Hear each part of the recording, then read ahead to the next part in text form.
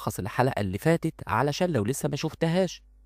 فهد عوض أبوه بيلحقه ويمنعه قبل ما يتهور ويخلص على توفيق التمساح، وبيقول له إنه هيتسجن وهيضيع نفسه قصاده على الفاضي، وإنه لو فشل في إنه يخلص عليه كل الناس اللي واقفة دي هتمسك فيه، لأن توفيق التمساح بيتبرع لهم وبيدوهم فلوس. كل الناس دي هتقف في وشك، الناس بتحب اللي يديها.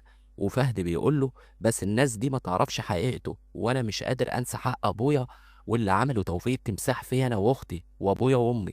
وعوض بيقدر يقنعه إنه يمشي، وتوفيق التمساح بياخد باله لما شافهم واقفين، بس عوض بيلحق الموقف وبيروح له جري وياخد منه اللحمة ويشكره. وراوية أول ما بتعرف كده بتمسك فهد وتلومه وتعاتبه وتقول له إنها ملهاش غيره ومش هتسيبه يتسجن تاني أو إنه يضيع من إيدها، وإنها ملهاش غيره. وبتقدر تقنعه هي وعوض ومرات عوض إنه ياخد حقه بالهداوة مش بالدراع، بإنه يشتغل ويكبر وتتساوى الروس، وبعد كده يقف في وش التمساح وياخد حقه. وهو شكله اقتنع بكده، وبيروح يشوف شغله في الورشة عادي، وبتكون في بنت اسمها كناريا جاية تلم رخام كسر علشان تبيعه، والمعلم صاحب الورشة بيشوفها فبيطردها ويمشيها. وفهد لما بيشوف كده بتصعب عليه كناريا، فبيمشي وراها علشان يقول لها إن هو هيجمع لها الرخام والكسر ده ويشيله لها في مكان ورا الورشة، وهي تبقى تروح تاخده بدون ما حد يشوفها. ولكن بيلاقي شباب بيعكسوها، فبيمسك الشباب دول ويضربهم ويحميها منهم.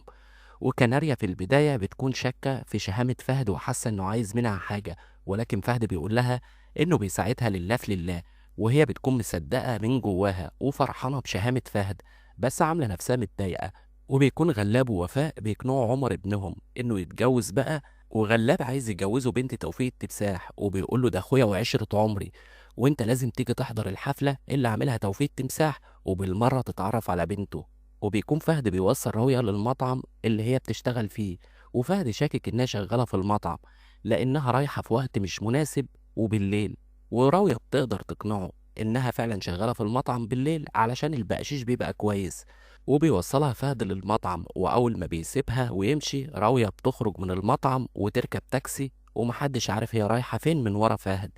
وتاني يوم فهد بيكون شغال في الورشة، وراوية واخدة ريكو ورايحة توديله الغدا.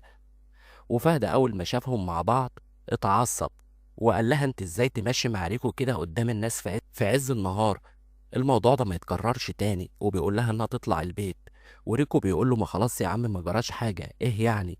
وفهد بيقول له انت ما تمشيش مع اختي تاني لوحدكوا في الشارع، ابقى سيبها تمشي لوحدها والموضوع ده ما يتكررش تاني.